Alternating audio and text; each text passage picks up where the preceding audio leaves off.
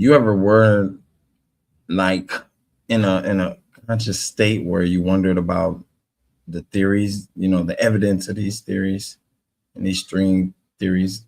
That's such.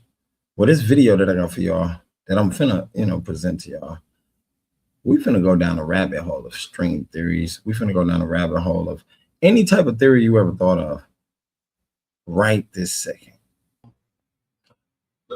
The chances that we are in base reality, meaning we're not in a simulation, are 1 in billions, which means the chances we're in a simulation are billions to 1. The NPC version, people can kind of freak out if they think we're just all NPCs. There are beings that are allowed to go back and change reality and change physical objects because they don't live in space-time like the rest of us. Wow.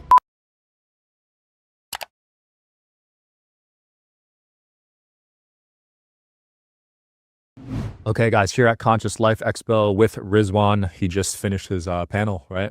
Yep. How'd it go? We did an AI panel. It was a lot of fun, actually. Yeah. Were you all pro AI on the panel, or how did it look?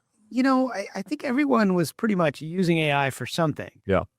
Some people were using AI to try to channel, so it got a little weird. But overall, we also talked about some of the challenges with AI. Yeah. I talked about a column I wrote recently which is called "AI Will Kill Us All" and Other Myths, because sometimes we think too much in science fiction terms. Yeah. When we're thinking about it. For sure. But we got to think about more, short to medium term things rather than, Skynet. Yeah. Well, we've been so conditioned, right, to think of AI through movies and propaganda. But are you using AI to prove we're in a simulation? Not necessarily to prove it, but to demonstrate how that could work, because AI can now create not just realistic videos. So first of all, it can create super realistic videos. I don't know if you've ever heard of this thing called prompt theory. No. So prompt theory is a new flavor of simulation theory that just kind of came out last year when Google introduced an AI engine that generated realistic videos.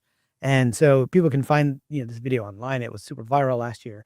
And basically the prompt was that the AI characters would talk about how they're not prompts. And so you'd see these what look like actors, but it's AI generated saying, "We're not prompts." And you'll have a woman that's a comedian saying, "Hey, if you're going to date and a guy is talking about the prompt theory, that's not going to end well." or you've got like a politician saying, "We are going to end the teaching of the prompt theory in our schools. We don't have time for that nonsense." Yeah. And probably one of the more convincing ones is a guy, in front of these mountains. And he's like, "Look, are you telling me that all of this beautiful grandeur is zeros and ones? I don't think so." And so the first time I showed that video at a conference last year, I think it was in June, people came up to me afterwards. "Was that really AI, or were those real actors?" I said, "I told you it was AI." That was the whole point. Wow. Was someone put the prompt. So last year you could prompt realistic actors in videos. This year, Google just came out with Genie 3. Yep. Which you can actually create immersive virtual worlds. So like I did a little prompt to say, I want to create, a world where there's like castles on these islands and a wizard, with a staff who's like navigate, and then you navigate through those worlds. And it looks amazing, and you don't have to write a single line of code.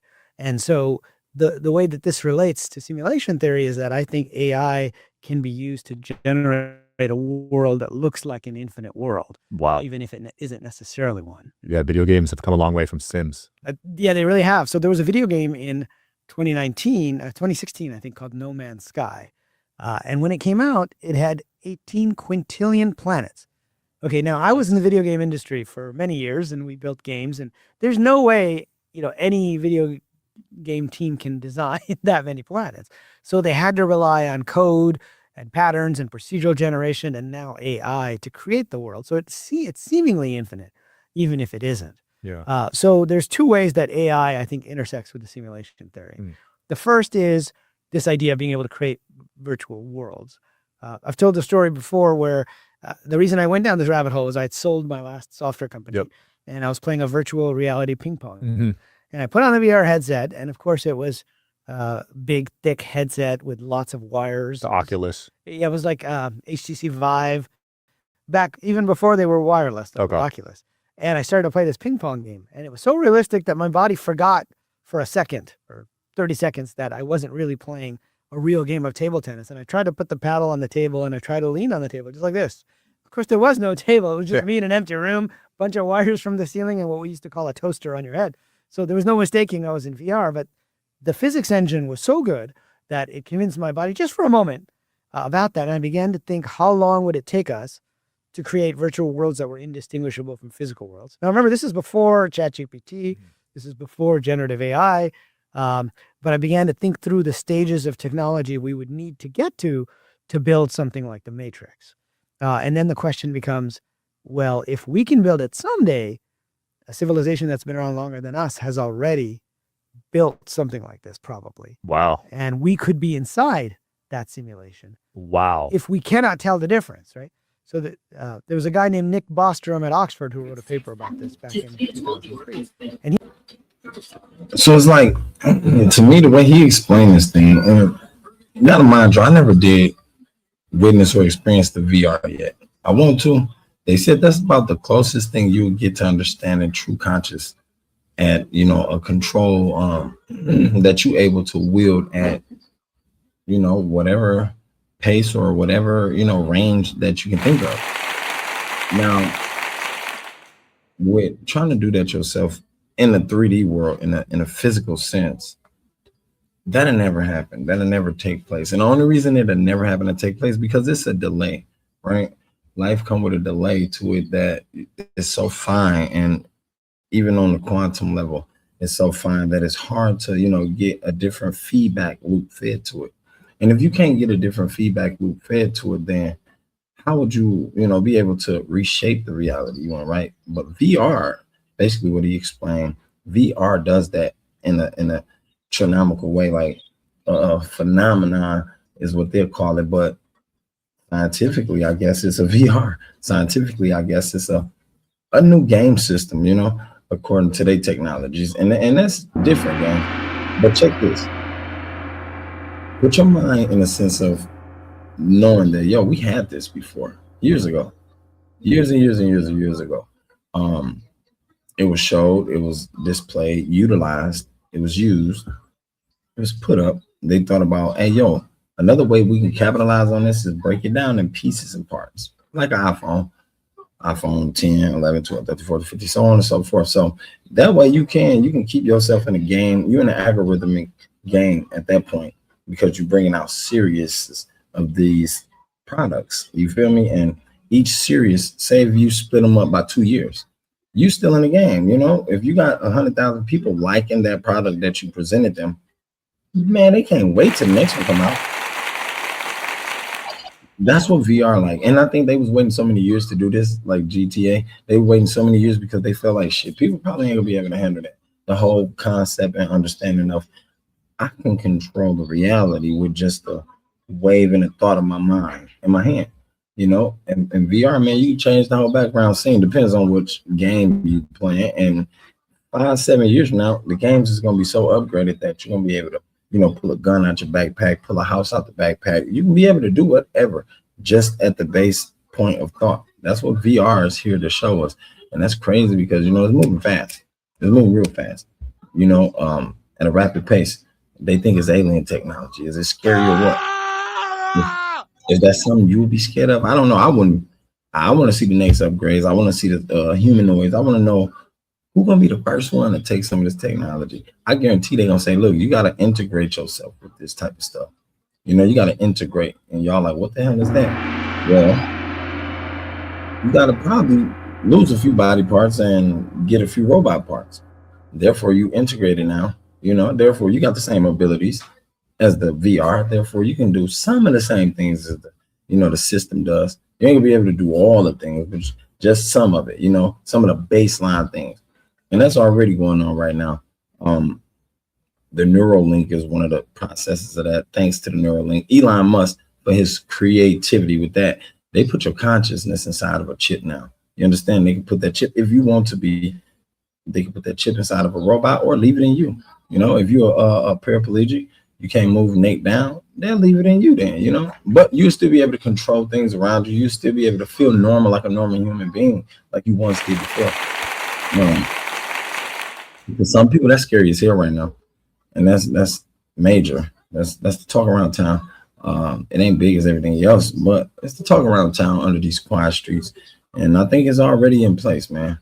I seen a documentary where he gave a guy a Neuralink for free. He wanted to, feel and experience how I felt to like live and do things with his family again. He's been paraplegic for over, I think, 30 years. He got that chance. Elon reached out to him. He was like, hell yeah, I do it. No problem. I was like, oh, hell no. But, they, send studiers out there to go study on him, send reports back to Elon and the team. They got I think an at-home doctor or something like that, or a close-by doctor that can come check him out if he got bleeding, or if anything go wrong, they can, hook him up right away so he don't have no brain damage and die, and it'd be a lawsuit. But I think it's turning out to be something, greater than more spooky.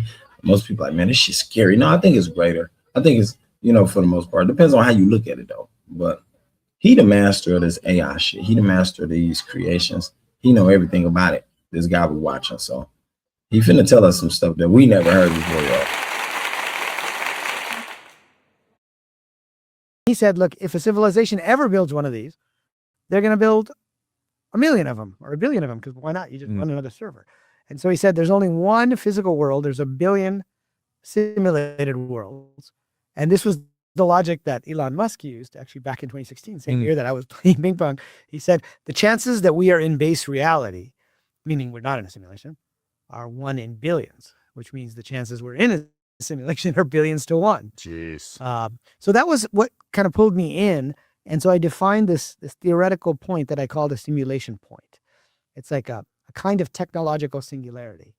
Now, when most people hear that term, they think super intelligent AI, they think Skynet's going to take over the world. But there are different types of technology singularities. There was a guy named Werner Vinge. He was a sci-fi writer and a computer science professor, and he kind of coined the term in this case. And then Ray Kurzweil talked about it with transhumanism. But it really means when technology is growing exponentially and everything will be different. And so the simulation point is a kind of singularity where we can create virtual worlds that are indistinguishable from physical with AI characters that are indistinguishable from physical beings or beings controlled. It sounds like shit they could have already done that. He said that we can create a virtual world. Like, I ain't never heard a motherfucker say that. A virtual world with AI, beings, AI human beings at the end of the day. If it'd be dumb for us to be dumb and think that, man, y'all ain't already done that. Y'all smart as hell. Y'all got the money to do it too. Like they got the money for all these apps they put out here, and then now it's like this. Oh shit, we just got hacked, gang. Y'all put the app out there, and then when we do our deep dive research, we find out that it'd be the people who created the company that hacked everybody, got everybody's shit, and so on and so forth. Like with the colleges, one of our colleges was just tapped into. Now they told us it's foreign students. They so cold with this goddamn skill. They know this and that. Listen, if y'all teaching this skill all over the world, wait, fuck that. Y'all got AI, and AI can do the skill for you or show you how to even do it. Look, I will even give you the code and you can upload it. What the fuck would y'all try to tell us foreigners doing it, gang? Is that to just keep our eyes off of y'all? Maybe. And I think that's exactly what's going on. AI ain't just only here to help, There's a lot of people saying AI here to steal your identity. AI here actually to make you more dependable on a goddamn computer, on Google, or on AI itself. To be honest, if you notice, the longer you use AI, and if you ain't headstrong, then you will notice the longer you use the AI, gang, you forgot a lot. You probably forgot a few things, and if you keep going, you'll recognize what you forgot. If you just do enough far back study, you will recognize what you got. Wait, I don't remember that no more. Now you got to depend on that damn computer or that phone to remember it for you, right? That's crazy. So it's been going on for years, gang, and it started in school. They've been having us on the thing. Get on the laptop, do this, do that. Oh, we're gonna learn this today. Computer class. Man, when I left that, I'm like, hell no, I don't want to stay in there because it's too slow. You got to do too much technology. At that point, I was like, hell no, I'm just getting the streets. I'm figuring the streets out. When they come down to that computer, I come back to it. I figured out later, but it was people, I guess, that was ahead of me. They already working on AI shit, and I know they was ahead of me because it was the niggas who was creating the AI. The niggas that was still in school figuring it out. Like, wait, you know what? I'm gonna go to school for computer science and figure out how to make a robot myself. Or they dads was working in companies and warehouses or technology companies, and they like, shit.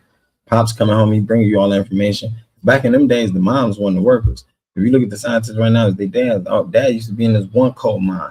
He wasn't even supposed to be working with the company. He signed the contract. He wasn't. You hear me? Like, it be shit like that. And These be the ones who create these AI companies, these robotic gems, and historic stones for us to laugh and or tweak off or dodge from or fear. However you want to look at it. And it's a great creation, but it got to be used for the right reason. And I think that's why Anthropic's owner was, upset about his AI being took over, being weaponized by the army. And I understood that in a sense too. I didn't understand why should the army keep it? Why? Like, what was the purpose of them keeping it? Well, then now you find out they want to make all type of machines. They want to create things where they can feel your frequency with it. Like that heartbeat machine they had out there in the desert when they found the pilots that got took down. That was shocking. Didn't nobody ever see that technology? They had one of these podcasters was like, that's like alien technology, which you won't know. But I want to see what else they got, because he said that's just the basic. He said the public got the basic AI. Shit, then what y'all got? By avatars in the video game. And so that was kind of what got me down the road. And so AI plays a double role, AI characters or NPCs in the game. So NPC, for those who don't play video games, probably your audience knows, knows what it is, but it's a non-player character, which is, one of the AI characters in the game. And then your character is called an avatar. Right. And that term, by the way, comes from ancient Sanskrit. I mean, we're at the Conscious Life Expo today, so there's a lot of spiritual discussions. Most people don't know this, but an avatara in Sanskrit is when a divine entity comes down into Earth and incarnates in a small human body. Wow. And so the guys at Lucasfilm were building one of the first online role-playing games. This is back in the days of Commodore 64. I'm old enough to remember. I don't know that one. Yeah, the modem sound. So it wasn't a massively multiplayer online role. Got it. You could only. Hey, this is a young guy that's interviewing. Shout out to him.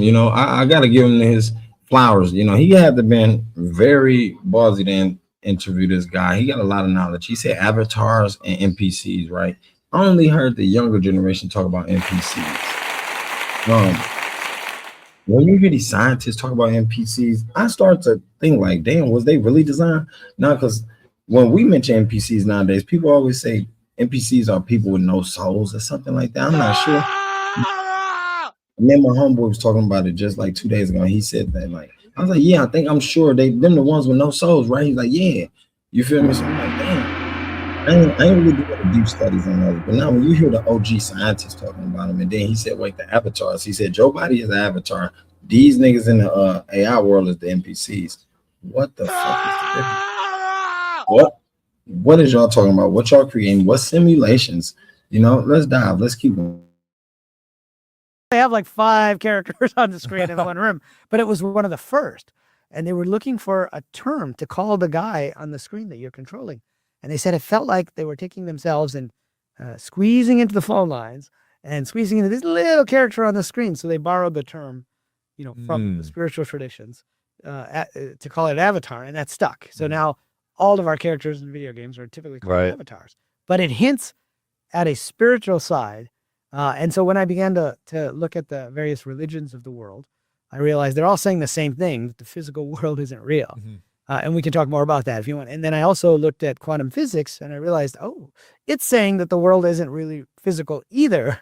It's mostly empty space, and it consists of information. It's just light, right? It's just light. But there was a guy named John Wheeler, who's my favorite physicist. So the man just said the world isn't physical either, it's just light, And I heard that this is about my third time hearing that. I heard another neurologist scientist who mentioned that. And she was talking about it in the sense of color, And I was like, wait, what? I was taken because she said, well, color isn't real. And when she said that, I was like, hell no. I almost changed the podcast on. I swear to God. Well, color real, bitch. We know it's real. But it hurts since, because I know she studied the brain. She went to school, got 2 master's degrees. I was like, wait. She said, well, light is real. And our third eye only show us or portray or perceive light. And what our mind do is break it down into color. And I think she said the best example to, check out and understand it is from a television. If you bust it open, you see those 3 main colors. Those same main colors is in your pineal gland. You understand what I'm saying? The pineal gland is receiving a perception of the world, which is light, through your 2 eyes. You understand? And the way she broke it down, it sound real tripped out. I was like, wait, hold on. Am I hearing this straight? Am I hearing this correct? And it sounded like to me he said the same thing. He said light. He said, wait, to be more specific, the world ain't even physical, it's light. You know, I want to be of the 20th century. He was at Princeton with, so now all of our characters in video games are typically called Right. avatars, but it hints at a spiritual side. And so when I began to look at the various religions of the world, I realized they're all saying the same thing, that the physical world isn't real. And we can talk more about that if you want. And then I also looked at quantum physics and I realized, oh, it's saying that the world isn't really physical either. It's mostly empty space and it consists of information. It's just light, right? It's just light. But there was a guy named John Wheeler, who's my favorite physicist. so yeah, it's just light basically, you know. That's what he said. Shit crazy because like he said, they all saying the same thing. Him and the other scientists are all saying the same thing. You know, I guess these cats have been in fields and teleport holes that we ain't even known about, gang. These the UFO people and the CIA people and them cats. They go deep when it comes to this information. I think even meeting these beings, that's how far they go. Now AI, someone once said that AI was even alien technology and is even proclaimed to believe to be alive. You know, it's alive. Now I don't know, but when you look at the movies that has been coming out over the years, you do get a sense of what they mean. You know, like Avengers, for instance, when Tony Stark started to create Jarvis, he also wanted to create another side of himself, which was the evil side, and he wanted to store all of those thoughts or whatever and feelings that he had into that bot, into the consciousness of that bot. But what happened was that bot ended up taking over, kicking Tony out from, you know, the permittable ordering system of itself. And then he said, look, I order my own self, and attached himself to the computer, updated himself with all Tony's information, even tried to override Jarvis. So now Tony took Jarvis and put him into a robot. And it was like he had to make his good side fight with the bad side. You know, and I think Avengers showed that well. But if y'all pay attention, you see where it started from, right? AI. And what's even crazier, I said this years ago, right? It was a show. What was the shit called? Night Walk, Night Crawl. Anyway, it was a car show. The car used to talk. Motherfucker used to jump, used to navigate them, used to speak to them, tell them where people run into. He used to scan for motherfuckers in the nighttime, so it had thermal vision, all types of shit, right? And it was an old show. I know it was old as fuck. I was a kid, and they showed us this. And I think, like I said, everything gets disclosed in these movies. They showed us this in the show, like, hey, yo, a few years from now, my nigga, y'all will have this type of technology. And you know, lo and behold, we is. Y'all heard about the cars that's gonna come out next year, right? Y'all ain't heard about them? Hey, stay, you'll find. This is the 20th century. He was at Princeton with Albert Einstein. It was his student who came up with the multiverse idea, right? And you've probably seen the superhero movie. Yeah. You have the 3 Spider-Man memes kind of pointing at each other. Tom Holland, Andrew Garfield, and who's the other guy? Tobey Maguire. Tobey Maguire. And they said, well, they came from a different part of the multiverse. So Wheeler came up with a phrase, and he said he was looking for this thing called matter his entire career. He died in I think, late 1990s or early 2000s. So it wasn't that long ago. But he was there at the beginning of the quantum revolution, and so he was pretty old. But he said that multiverse, y'all. Multiverse. Remember that multiverse shit. I didn't want to skip over that, but I didn't want to stop him yet because he a low talker, but he probably got a lot to say. You could tell, and he excited about saying what he finna say. But multiverse. He said Einstein's student created that. Let's remember that. Looking for particles. Like if we think of particles, we think of like hard objects that are stacked up next to each other. But in fact, it's mostly empty. This table is mostly empty space. The atoms themselves are mostly empty space. Even the nucleus, turns out, is mostly empty space. Wow. And he goes, at the bottom, the only thing he could find, if you think of like those Russian nested dolls. Yeah. The only thing he could find were a series of properties or answers to yes/no questions. So he said those are bits. Like a bit is a 0 or a 1. They have 2 possible values. So he came up with this phrase, it from bit. So if anything looks like an it, like this glass of water or this bottle of water, it actually consists of bits of information. And so anyway, that's what led me to write, the first edition of the simulation hypothesis. Hey, like our blood, gang, like the blood. Your blood is it got bits of information, embedded in it. He said that bottle, that water got bits of information in it. That's bits of it. Now, one of these super smart, intelligent motherfuckers came up with this.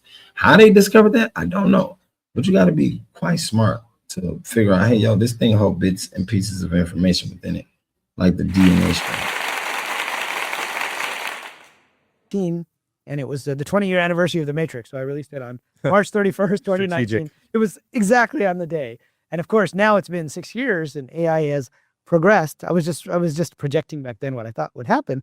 And so last year, Penguin Random House asked me to write a new edition, and that's the edition that is out there now. Yeah, who would have thought The Matrix would have so much truth in? Yeah, some people say it's more of a philosophy disguised as a movie. Yeah. Or that it's more of a documentary. 30 years ago, they called it. Yeah, and we did a screening of it in Boston last summer when I launched the new edition of the book at one of the theaters, and I gave a little talk about The Matrix and its impact. And it's fun to see people's thinking about that, a little more seriously. Yeah. Wow. So there's a very good chance we are in a simulation then, based on all the stuff you just said. I think so. So I think the chances are fairly high.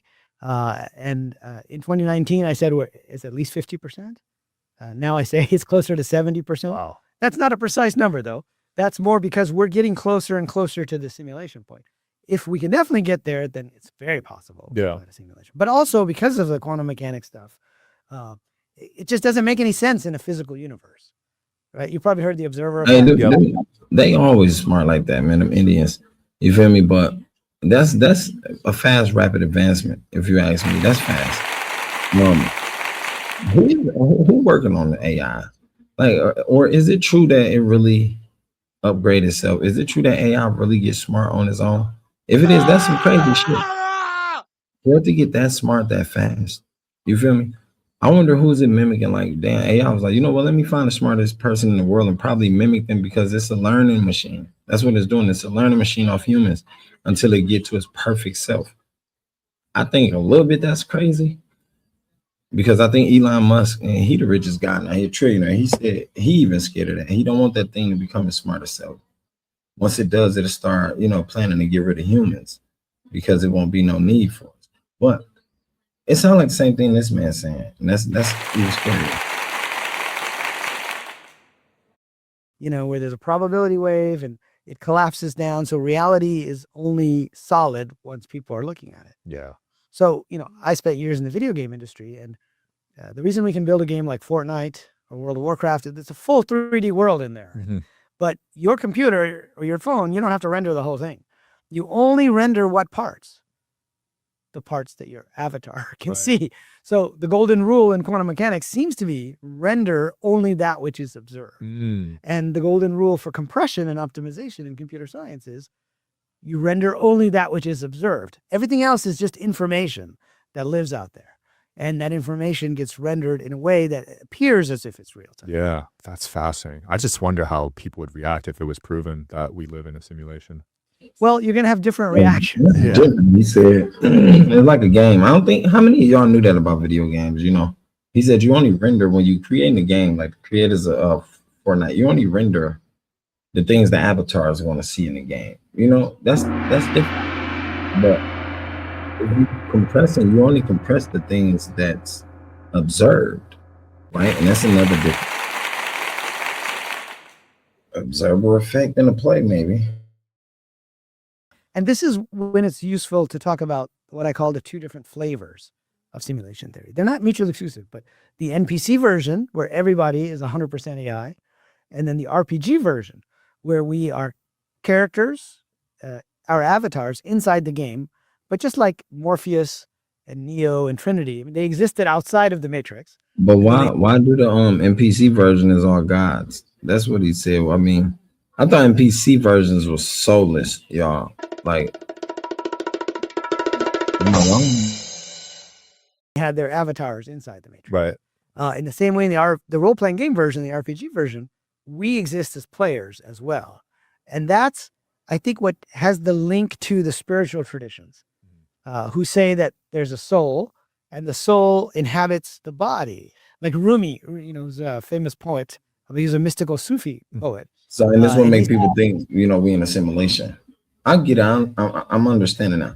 definitely after they broke it down like this, they probably didn't want us to think like this. Like, wait, we in a fake world? You know, this is simulation RPG. He said shit. If this was RPG, we are the role players. We are the avatars, you know. What the hell do that mean, y'all?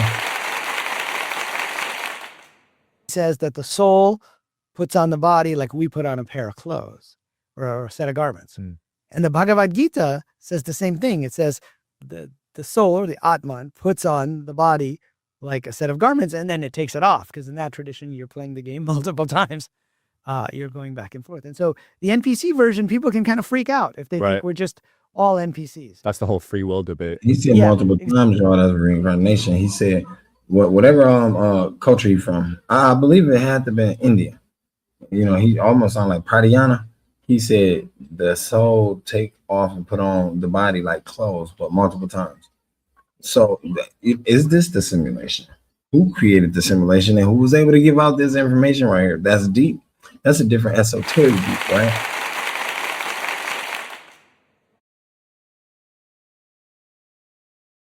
The kid himself, he even shocked. He looked like, wait, what? You know, like I said, he got to be ready when he came into this room for this interview, because this guy right here, I seen a couple of his videos. He go deep, man. He goes so far that a few yogis had to go back and forth with him and battle it out over knowledge with him. But this guy's 100% right. He got books, you know, other podcast channels and videos. Y'all got to go check him out, learn from him. If you know nothing about it, if you do, then you know the more the merrier. You pass it on. But he finna break it down, y'all. There was a Netflix show called The Three Body Problem a few years ago. I don't know if you saw it. I didn't. It was about the three body problem. Yeah, the three body problem itself is one of these things where you have three different astronomical objects that are kind of circling each other, and you don't know if they're going to get into a stable orbit or not. And there's no good way to predict it. So the only way to find out what's going to happen is to run the program. So even if there isn't free will, you still don't know what's going to happen. But now physicists like to think, well, what is free will? It's just randomness. That's what they say. I think most normal people would say, no, it's not randomness. It's I am deciding something, right, and then I'm deciding to go to it. And in the RPG version, free will comes from outside the system. Right? Your character, your player is controlling the avatar, so you're telling it what to do. Now, the system limits your choices, perhaps. So basically, what he's saying, if this is an RPG, free will only comes from outside the system, right? Is that we understand that? So, do we got free will in the world? I would think so. You know, I would hope so, right? But in the same sense, they say, depending on the polarity of your energy and the shift, free will is no longer free or wielded, yet designed or destinated, I guess, by the polarity of your energy, whether it's up or down. And that's the most craziest part. So, once again, do we got free will, or is it goddamn predestined by the energy shift, by the polarity? You know, like which way? I'm not understanding that. You know, it's a whole bunch of teachings, man, with this Tibet, Buddhism, the Christianity, all over, wherever you go, you know, but they all do say the same thing. He right about that. But we gotta get like, you know, deep or a modern day understanding, because I think back in Hebrew days, they wasn't taking what we learning now the same way. You know what I'm saying? Like the words didn't even mean the same. So hopefully he break that down too for us. So you know, you can't go every path, because as a game designer, we set it up so that different characters have different story arcs, different strengths and weaknesses, and different quests and achievements. But that is a way to account for free will, because it's coming from the player, not from the code. But even if we didn't have free will, it still doesn't mean we know what's going to happen.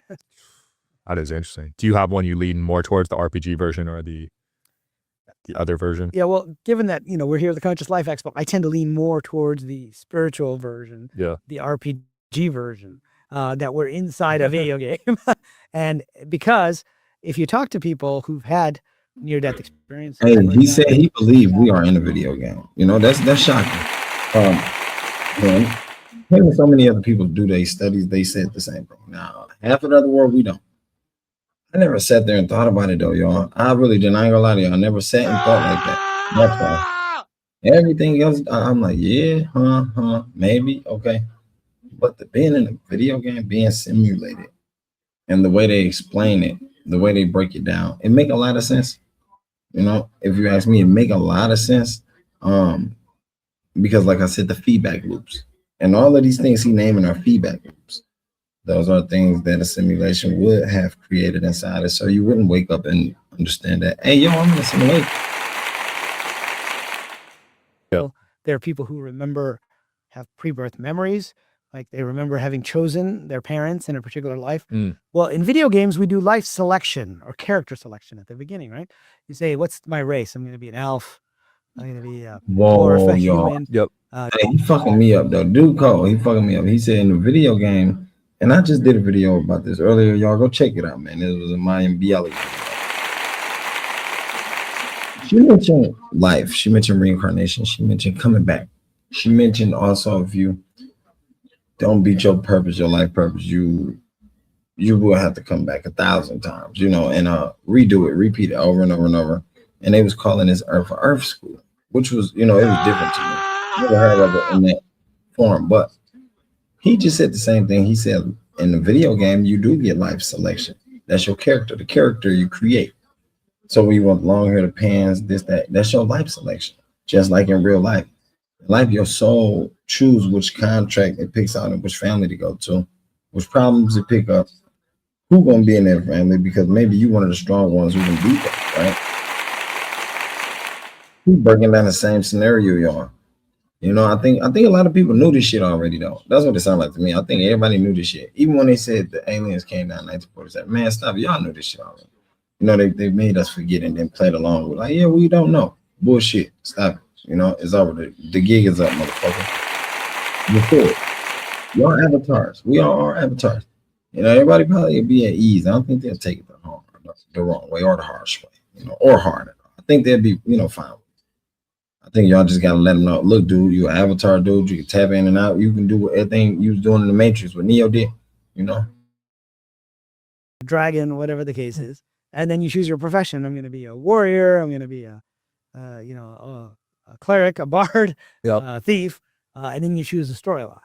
And so in the RPG version, it leaves it open where you have picked a set of things and a set of challenges, but you also don't know exactly what's going to happen because you still have to make choices along the way. And so I tend to lean a little more that way, but as a scholar, I study all of the different aspects of simulation theory. Like I taught a class on this at Arizona State University. Wow. It was the first college level class just on the simulation hypothesis. And I called it Science Fiction, Technology, Philosophy, and Religion. That is interesting. When was that? A year? It was for a couple of years. I think the last time I taught it there was like last year. Wow. And now I teach it online. So people go to my website every now and then. It's open to the public. I'll teach it like once a year online. Damn, that's crazy. Yeah. There are a lot of compelling cases of how we choose our own parents. We choose our life, right? Yeah, absolutely. So some people remember it. And then the spiritual traditions all talk about this as well. And incarnation in the spiritual traditions is often presented as a journey into forgetfulness. Okay, so we forget that you're the player. So getting back to my ping pong game, yeah, when you can completely forget who you were or what your plan was, and then you can enjoy the game. So at some point, on this incarnation, basically on this reincarnation, as they say, we forgot. That's what he's saying. He said that's what that means. Incarnation means journey to forget, And like I said on the video, Maya Bialik and her husband did earlier, that's the same thing they said. They said something about an angel touch, like an angel touch you on the like right there by your nose, in the front of the nose, and you forget at birth or being in the womb of the mother. And I think these neurologists, scientists been studying these things, and this is what they finding out. Not only studying it, they're hearing it from people who's having near-death experiences.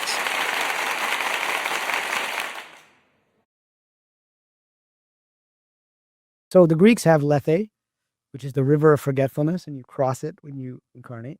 The Chinese have Mengpo, the goddess of forgetfulness. She brews the tea of forgetfulness. And in the Islamic traditions, they call a human insan, which means a prisoner. But a prisoner of what? It's a prisoner of another Arabic word called nisyan, which means forgetfulness. And so you have this in all of the different traditions. And I think that's a key part of what happens when we put on the headset. Now, it doesn't have to actually be like a headset the way we're thinking of it.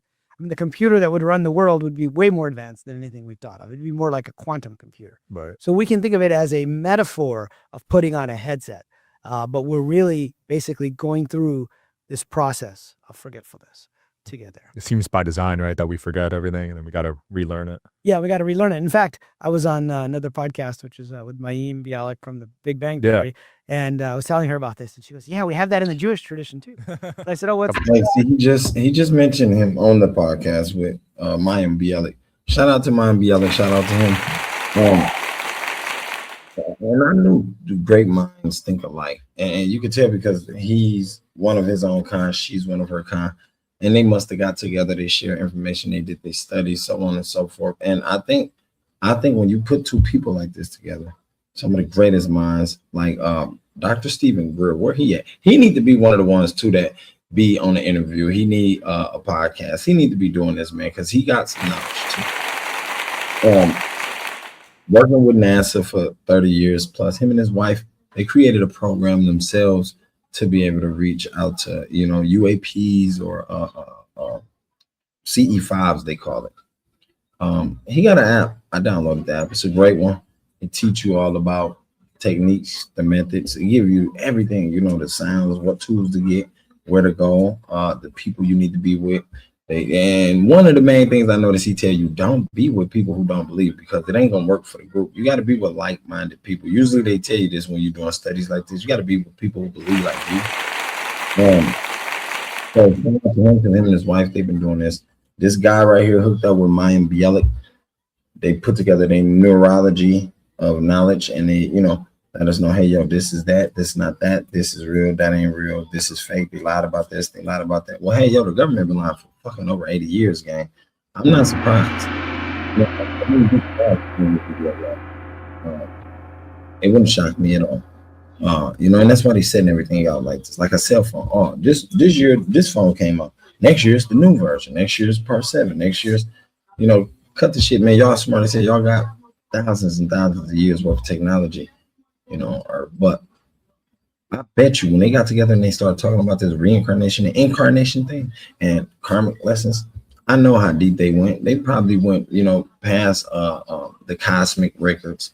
Because when you stop at the Akashic records, you gotta touch the cosmic records, and then after that, you're doing universal. That's a universal soul search. And at the end of the day, once you do that, I think you start tapping into beings that you probably wouldn't want to, or probably didn't think that was real, And they tell us that's what Jesus did. That's how God walked the path he walked. That's exactly what he did. He was so meditative that he risen his state of consciousness to a height that I think no other man has yet came to do. The Indians do. The Indians, they some meditating motherfuckers. The Indian guy, he about like 120, 130 years old. They said he been meditating for years. He don't wake up sometimes for like years. And I'm like, damn, I'm thinking they ain't lying. The lady, like, for real? He said, yeah, one day he meditated 70 years in the square winter. I said, what? Wait, snow falling? Well, I guess where they at, snow ain't falling. Weather stay in this like tropical state, but hell yeah, I said, hell no, how? That's well, I guess if you can control the mind, then it's not, And he said, yeah, he, once he got over 115, he stopped remembering his age. He said he stopped keeping count after that. That's some crazy shit, y'all. I'm gonna have to find that video and make an episode out of that for y'all to see. But it was shocking. It was mind blowing. And I think this was years ago when this video got released. At that point, I didn't even think about this, how hard I'm thinking about it now. About like, damn, wait, all of this shit really true? And then at this, Elon said 3 to 4 years or 3 to 5 years, they're going to have a way, a method or a medicine for humans to live longer. So basically, they're going to stretch humans' life, a little longer. They tired of seeing humans live too. And you know what's funny, y'all? If y'all been paying attention to the news, gang, I know a lot of you motherfuckers out there don't watch the news. I get it. But the only way to see this is by watching the news, because now one of you motherfuckers do no research. And I know now one of you goofy motherfuckers out there looking this up, right? So check this. Every old lady and old man they have been showing for the last 2 years, why is it that they all managed to exceed past 100? I just seen an old lady on the news about like last week. That lady made it to 115 years old, and I was like, what the hell? Everybody said that once, like, what they eating? What they giving them? I think it's the mind. That's what I believe. If they say the mind is this strong, I think it's that. That's what I think. I think she stayed in the most positivist zone that she managed to block out everything else. Didn't nobody believe it, gang, but she said that. That's what she said on her mouth. So, it tells us something. Kabbalah. Yeah, this Kabbalah is the mystery, but even in just the regular really? And she said we have an angel called Layla. And what happens is before you're born, you learn everything.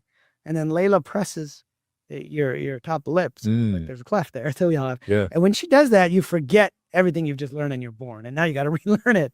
And so, again, that is a metaphor. In this case, this angel is like an NPC or a function. It doesn't mean there's one woman that goes around and touches everybody's, And in fact, angel wing is what he just described. That's what Mayim said. And it's funny. I just mentioned that to y'all, and he said it. But yeah, that's kind of hard to wrap your head around. Like, wait, these cats is really saying that, or you just come back? But why was they telling us the other story, the other way around? Like, well, you die one time and that's it. Thou should not kill, steal, lie. You shouldn't break the rules. You got to do this. I think it was for white people's satisfaction. And I say that, no disrespect white people, but the people of power. Right now, the people of power around the world, it's the white people. It's the Caucasians. The ooze in power too. You can't forget that. I can't, say the full name, but the ooze, they are there too. But them, the white people, majority, yeah. Y'all see how it's been ran, the government, the White House, the Pentagon. No, we can't tell y'all this. We can't let no secrets go. What? And who's them motherfuckers up there? They all, Mexicans or something? No, they white, majority. But yeah, they all American. They're carrying out these tasks. It's something else out of pop, but that's another episode too. It's with the Trump shooting that just recently took place. And somebody brought what podcast brought it to the attention, about this guy who made a post about this shooting. But this post was made, I think, 3 years ago, 4 years ago, a long time ago. Honestly. The shooting happened this year. The shooting happened this year. I would have screamed too, but I couldn't. I was still trying to wrap my head around it. At the end of the day, they made this post 3 years ago, 3 to 4 years ago. Donald Trump, the shooting they talking about at the bar, inside the ballroom when he was at the White House, gang, it happened this year. Do anyone know how they knew or know that happened?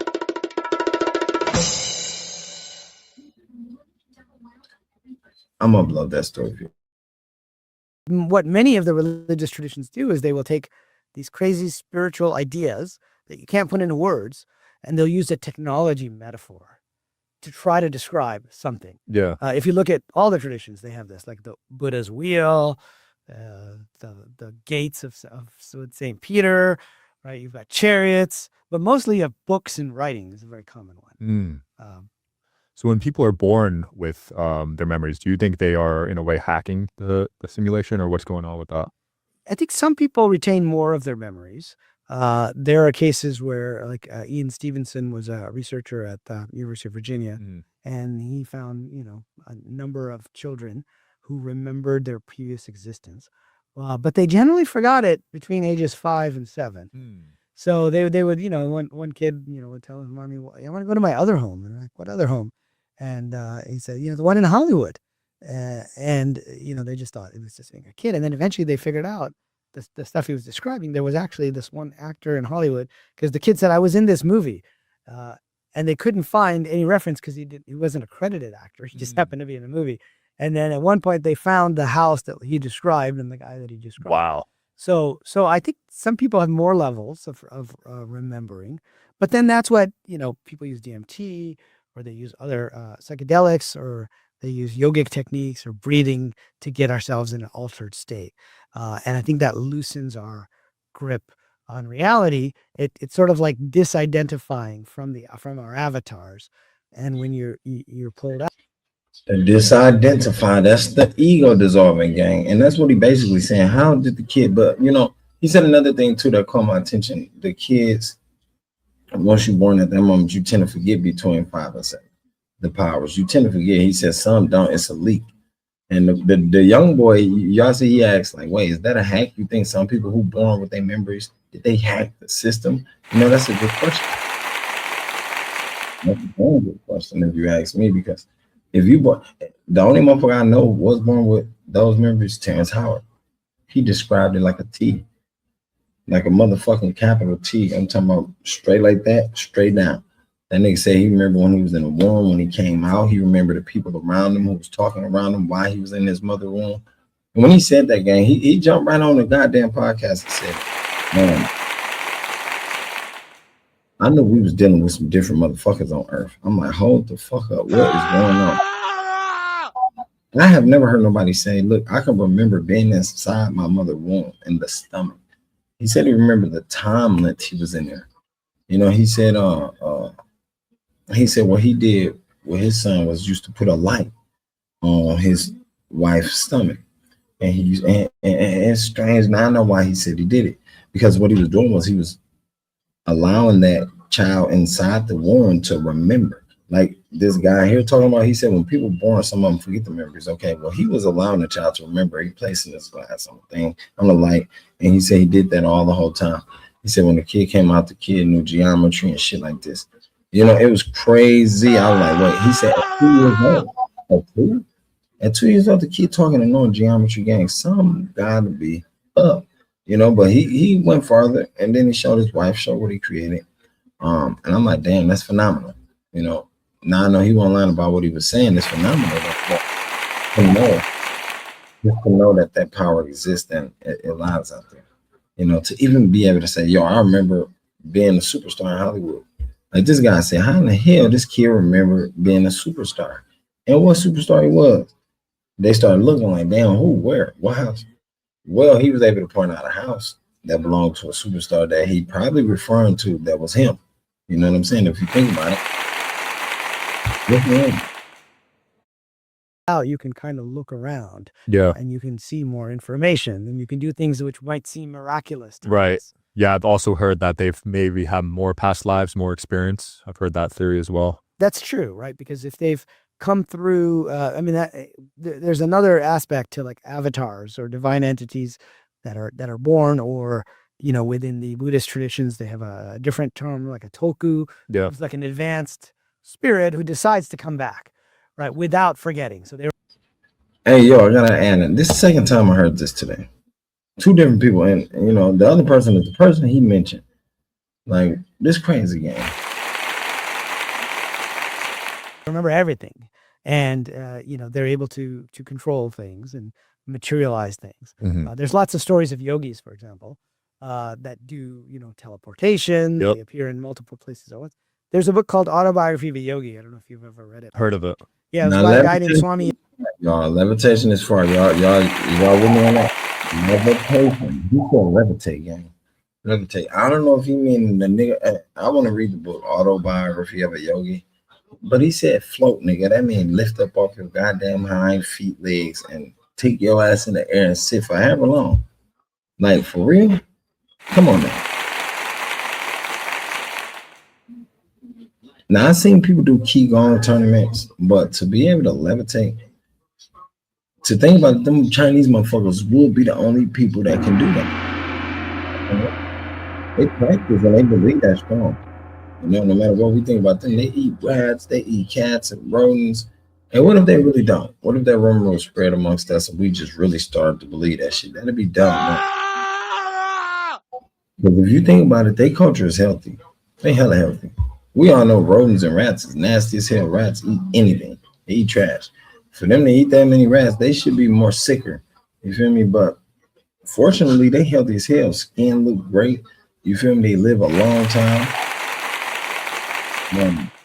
I have seen them eat more veggies than we do. They eat a lot of veggies.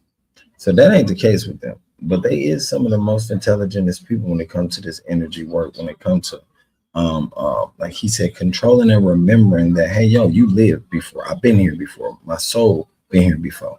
This, like I said, this is a different ball game, gang. So hang on to your hats and hold on to your seat, man, because this shit need to be crazy.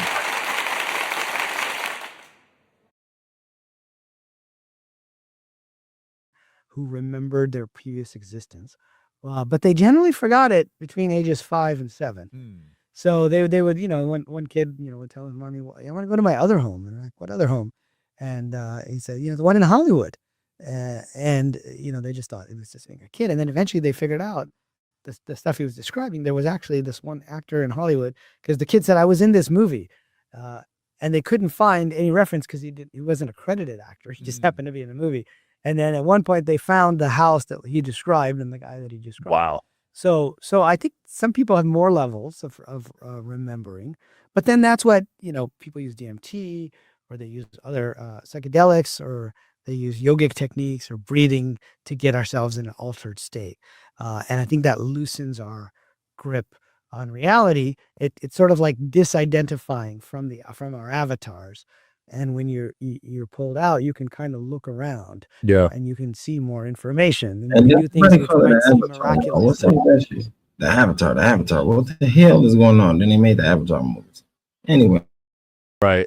Yeah, I've also heard that they've maybe had more past lives, more experience. I've heard that theory as well. That's true, right? Because if they've come through, there's another aspect to like avatars or divine entities that are born, or within the Buddhist traditions, they have a different term, like a tulku. Yeah. It's like an advanced spirit who decides to come back, right, without forgetting. So they remember everything, and they're able to control things and materialize things.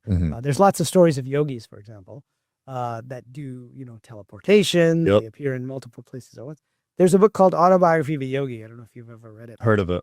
Yeah, it was by a guy named Swami Yogananda. So he came over 100 years ago, in 1920. He came from India to Boston and ended up right here in LA. And he was one of the first swamis that actually lived here in the US. And he was trying to explain ancient spiritual concepts like Maya. So you probably heard that term. It generally translates to illusion, but it's more like a kind of a carefully crafted illusion. It's one where, like, if you go to a magic show, the guy's not sawing that lady in half, but you kind of suspend your disbelief. And so he needed to come up with a new way to describe that to Americans, because most Americans didn't karma Maya in 1920. They wouldn't know those terms. And so he came up with the technology metaphor, because we're a technological civilization. And he said, look, it's like a film, which was new technology. The latest technology at the time was like films. And he said, we are projecting onto the screen, and the characters in the movie might be suffering, but the actors don't die. And he would tell his students to look away from the screen and look at the light that's projecting. Now, a couple of years ago, HarperCollins India came to me and asked me to write a book for the 75th anniversary of Autobiography of a Yogi, which was like Steve Jobs' favorite book. And the Beatles used to hand it out. All like the boomers and the hippie generation, they used to like hand out this book all the time. And in fact, I met a guy, he said, I was in Haight-Ashbury. Somebody gave me a copy of this book. I read it. I gave it to somebody else. So they really did that. But they wanted me to write about some of those lessons. And I said, are you sure? I read about technology, and I like the reference. I mean, they was getting that book out, They was getting that book out. But why was they trying to keep these techniques a secret? They're underground.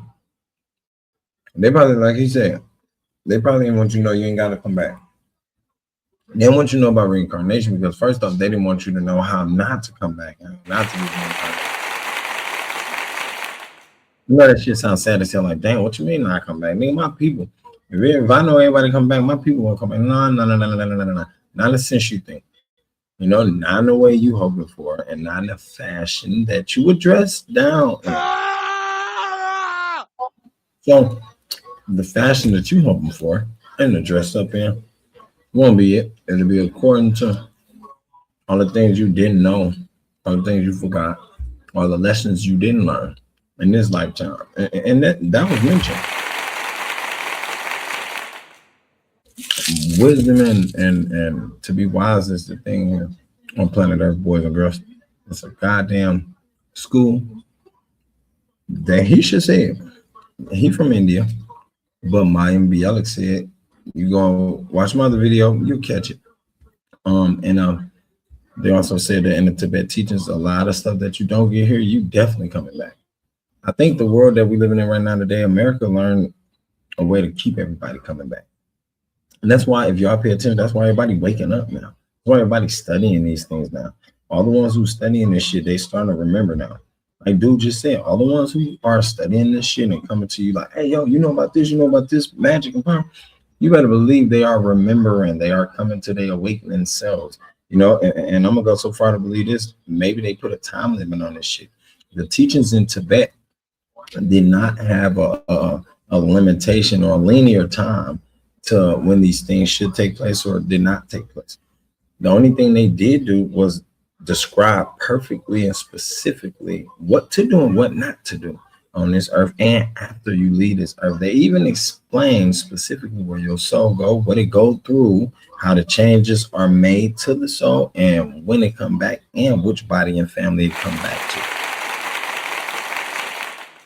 So if these old ass 2,000-year-old ancient people knew this shit and they wrote it on tablets, like why are we so fucking lost? I know why. I know why. You know, drum roll, please. Look around you, dumb fuck. You always gonna be lost.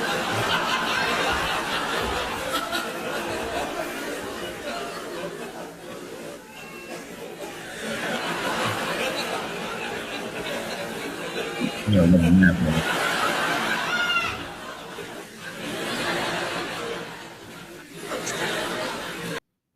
to understand the laughter and why so long is because, gang, we've been lost for so many years, millions of years. Think about it. If you don't remember none of this, and if any of this sound fake, far-fetched, just like the aliens do, I bet a lot of y'all like, man, them aliens ain't real. I ain't never seen one, so I don't believe it.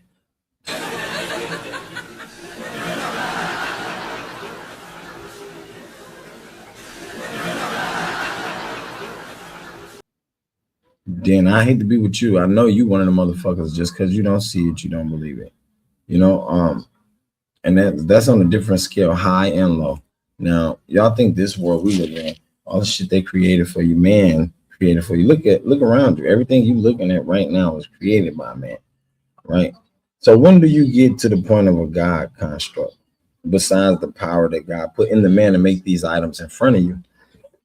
But where do you get to the God construct? The things that God created, right? When you meditate, when you study, when you go deep, when you start remembering. And I said million years because motherfucker ain't no telling how long you done reincarnated. If you don't remember now, everybody that's born right now, they think this their first time here again. That shit funny too. That's hella funny, you know. Not that funny though, but yeah, it's funny in a sense because at some point you ever just question, like, damn man, what if I wonder what side of space? You know, like me, when I was a kid, I always found myself attracted to the outer space shit. I don't know why, but it was always that look, and then that whole gravitational pull that I felt like, man, what the fuck is up there? Who out there? And then that's when they start feeding us that knowledge of ain't nobody here but us. Only humans is alive. They don't never tell. Hey, look, even if they never say only humans alive, they don't never tell you about no aliens. They ain't never mentioned them. They ain't showing them. They ain't none of that shit. You see the animals. You know what's crazy is it even got to the point the animals getting fake, nigga. They chipped. They recreating them. You know, shit getting wild. But just to figure that out, like what the fuck was really taking place? But the Indians knew it. That's why they live so happy. It's crazy. Like if you look at it, black people is out of tune with every other culture. Everybody live different.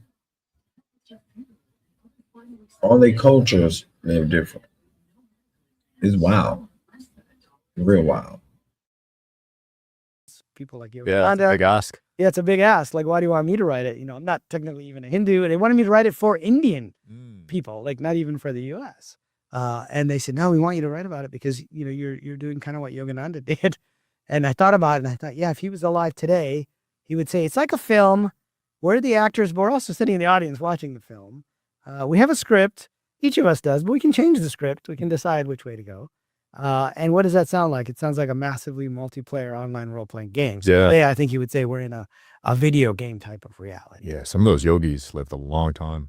Yeah, so, you know, he tells stories of a guy named Babaji who's already at least 400 or 500 years old. Wow. Up in the mountains. Now, you can debate whether that's true or not, but some of the stories you can take literally, and some of the stories I think are meant to convey lessons to us. Yeah. About how things work in the physical world. Well, even in the Bible, they lived hundreds of years too. Yeah, they had like 900 years, right? Yeah. Some of the when you look at their initial set of people through Noah. I feel like 900 years. I never understood that either. How the hell they living 900 years in the Bible? You feel me? That was crazy too. But that's what it said. 900 years, 800 years, and one lived 700 years. You know, a lot of those things in the Bible. I don't know if we took them in a literal sense. To me, right now, it seems like we take them in a modern day sense. And the modern day sense is the dumbest sense. If you look around you right now, everybody is sort of leading with the brain, thinking with the dumbest sense. That's the modern day sense. I think that was taught by white men.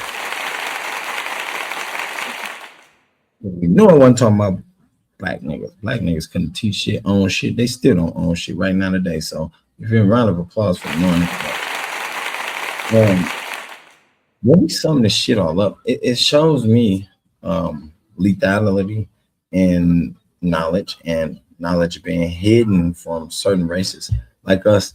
That's why black people is at the lowest part of the totem pole. I think that's, and if you look at it, if everybody be talking about we out of time, we running out of time, well shit, look where they got us at, the fucking lowest part of the totem pole. You know, half of the side dumb, half of the side violent. Nobody can come together. Nobody got peace in their heart. You know, that's a fucking combination they couldn't wait to throw on the black people, and they got us. Yeah. Some of them. Because most of us out there, some that's, you know, conscious rising, there's some that's peace rising, there's some that's understanding. They waking their ass up. They said, fuck that shit. I feel it. I'm waking up. And I'm glad because shit just been the same for years. Like as far as the world goes, the same education system, the same food, the same burger joints, the same fast food, same candy, the same chips for years and years and years. And I'm like, damn, wait. So you gotta just wonder, like, bro, y'all advancing too fast in technology and not in the economy around us, right? So you got the streets still fucked up, the roads still cracked up. You got the same old books in the school, same old teachers. You got teachers working, my nigga. I seen on the news the other day, a teacher, she's still at work. She retired and came back. I think she's 92 years old. You feel me? And due to the fact the school closed, and that's the only reason she came out of retirement. And that shit right there was heart. That was not just heart, but willpower. You know, that was her energy pumping. And you know what's funny? Due to the fact she was willing to come back to work, that's probably keeping her alive. It's keeping her blood pumping. Her having to deal with those children alone is keeping her energy, you know, at a fluctuating rate that is rising. And that rise keeping her alive, simple and plain. That's if we all taking these teachings that we, you know, been hearing about and learning from, that shit mathematically add up. Right? And no other way around it. Now you get a devil advocate trying to play with like, well, what if this? Well, no, fuck that, because they fucking clearly explain it. You know what I'm saying? This is shit you get smacked in the face with textbook style. Bam. You understand what I'm saying? If you don't get it, like, and I'm gonna go further. God was saying this in the Bible. Well, and the fucking Bible, basic instructions before leaving Earth. Like, dude, it was right there in our face. all lived. Yeah. I think. I don't know if they were tracking time the same way, but Yeah, it's a good question, and we can't always take the scripture literally. But if so, in the modern world, you know, I'm in academia, and so in academia we say, well, let's dismiss all that stuff. None of that stuff is real. And then, or you can be kind of a fundamentalist believer and say everything is exactly the way that it was in, you know, that was exactly that many days. right. God created the world in 6 days and all of these things, right? But in fact, there's something in the middle which says, essentially, they might be saying something that's true, but they had to use the terminology, the language, the technology, and metaphors that people would understand at that point in time. Yeah. And so if you look at Genesis is talking about, you know, God created the world. What does he do? Let there be light. And then he goes through and creates, you know, the water, and then the land, and then the vegetation. And then he creates, you know, animals. And then finally he creates people. Now, scientists would dismiss that even a few years ago. But today we can do that. The method that God uses in the Bible is speaking. He's basically prompting the creation of a world. Right. Right. And so when I was a kid, I used to watch Star Trek: The Next Generation, and they had the holodeck, and they would program it to anything. You could say, I want it to be like Paris in 1890. That is deep. He said, we do that right now today. He said, we use the technology, but we use 4 methods. He said, but back in those days, God did it, was speaking.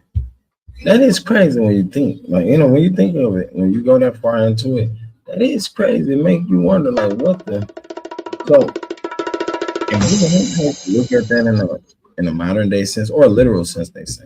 What sense or what context do we supposed to look at that? And I think at that time or those times, I don't even believe pastors was around.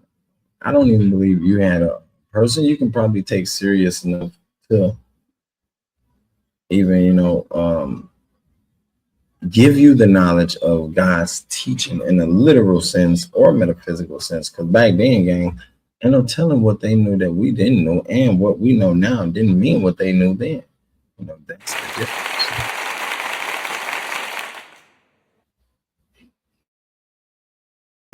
With these nice lanterns and a bar with a woman in a red dress. And they were programming it, but they weren't doing a program. They were just talking to it. And I remember thinking as a kid, well, Howard, that's not programming. Well, it turns out it is. Today, most programs are going to be written with AI and prompting, but you can basically prompt and create a whole world. And so that's why I say AI may have played a role in the creation of our world itself, because it can maintain this seemingly infinite universe. Yeah, so maybe the ancient civilizations had some sort of AI. Who knows? Yeah, either or they were aware of it. I mean, certainly if you look at like the ancient aliens Yeah.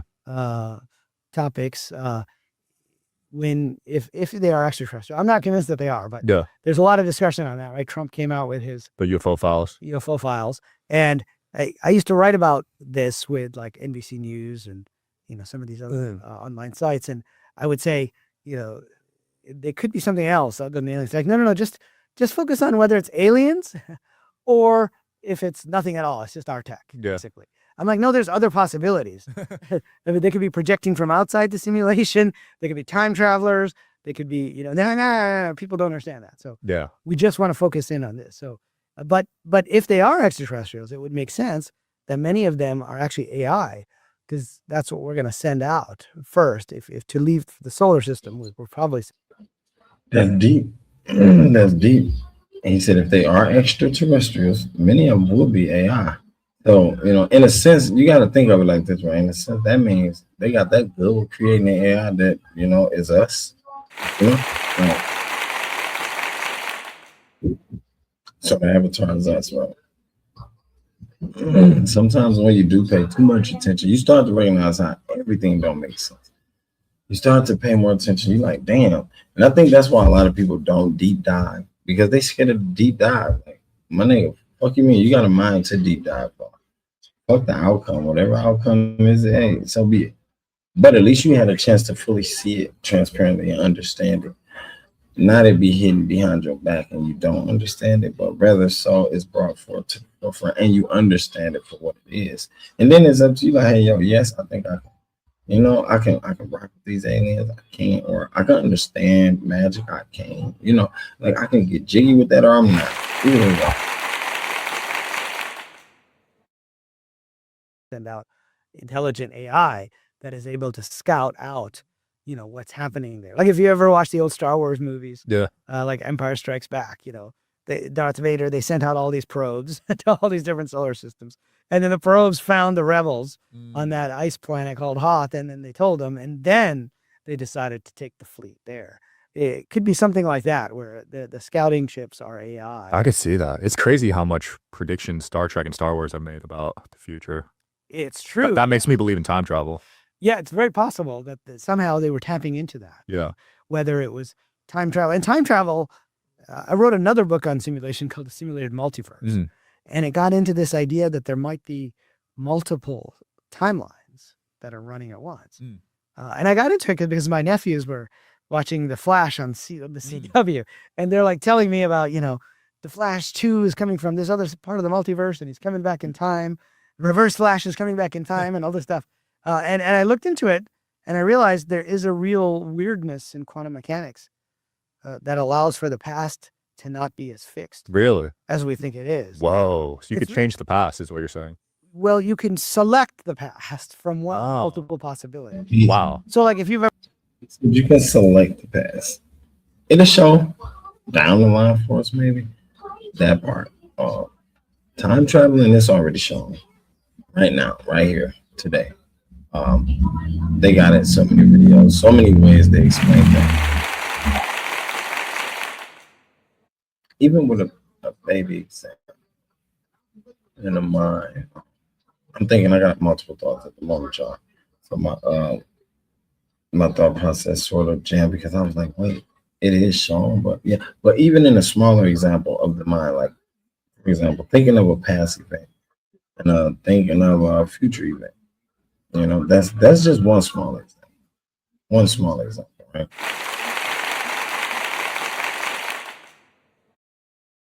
Ever played Minecraft Yeah. or Farmville or any of these games which have like crops, right? Yep. So you're logged in, you plant the seeds. What do? You go away. You come back the next day, and what happens? The crops are grown. Right. Possibly. Depends how long you've been Yeah. Yeah. But your computer's not sitting there every nanosecond saying, okay, the crop is a little bit bigger. It's a little bit bigger. What happens is when you log in, it basically generates the past. It says, this is what happened in the past 24 hours. Maybe there's a 10% chance that locusts came. There's a 20% chance that, your neighbor stole your crops. Yeah. Or there's some animals that caused you problems. And how long has it been? It's been 24 hours. So let's make the crops this big. So you're essentially filling in the past. And turns out so back to John Wheeler, my favorite physicist of the 20th century. He proposed an experiment called the delayed choice experiment. And basically what the delayed choice experiment is saying is that the past may not be as fixed as we think it is. So just like earlier we said, the reality comes into being when you observe it, potentially the past does too. So he described, he couldn't do the experiment back then, but now people have started to do it. But he described the cosmic delayed choice experiment. So what if there's a quasar 1 billion light years away and the light is coming to us and we have telescopes here and we can measure it? And it's going to take how long? Like 1 billion years. Right. Because 1 billion light years away. Yeah. The cosmic delay. I think I figured this out before I heard of this part. I did, and I think I witnessed this in the wrongest way. That was based off of intent, forceful intent through thought. And we can say breath because speaking it and in order to speak or create a word or create your lips to even form a word, you have to use breath. So yeah, the system method was created and I experienced that in a sense. And I was like, damn. But I didn't know I was gonna catch that and understand that, hey, yo, that shit exactly came true how it happened or what I said. You know what I'm saying? Oh wow. But that's when I learned about the delay that the reality had from the thought, from the cosmic realm from that place. Also, too, I think he was gonna touch upon it. I'm not sure if he was gonna hit this area, but the thoughts that do get made and thought of, they get sent to some void, some area where they are to arise again, but not in the thought form, in the physical form, because everything got passive forms. That was the crazy part. I was like, yeah.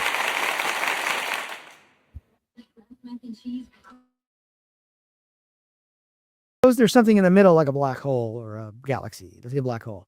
And the light has to go to the left or to the right of the black hole. And when we get here, the telescopes can measure which way it went. This is kind of like a cosmic version of the double slits, right? There's two ways to go. Now, if it's right in the middle, then that decision of whether to go left or right would have had to have been made 500 million years ago. Like 500 million years ago. So we're talking the deep past. Before humans. We're talking dinosaurs. That shit blew my mind. Now, she ain't go that far, but I can't give y'all all the juice and sauce, gang. If you want more of that sauce, you better go do your fucking research and go try to dig it up. Gang. But look, this shit costs, man. It costs, I tell you. And at the end of the day, man, go check out that video with Miami Bialik on there. She ran it up. She dropped knowledge. And it wasn't long. It wasn't even over an hour, but I guess I see why now. It was so impactful. We ain't getting that type of knowledge nowadays. Anyway, I love y'all, man. Y'all make sure y'all check it out, peep it, learn it, understand it. Get an audio book of it too. Make sure you go on this video, download what he said. That book is a great, great book. It's a great book. It puts you ahead of so many steps. There's a lot of books out there that can get you ahead in this area, but that's one of them that would probably boost you up to like 5 steps, gang, because it's from the real ones who knew this years ago, ancient years ago. I love y'all. I am out.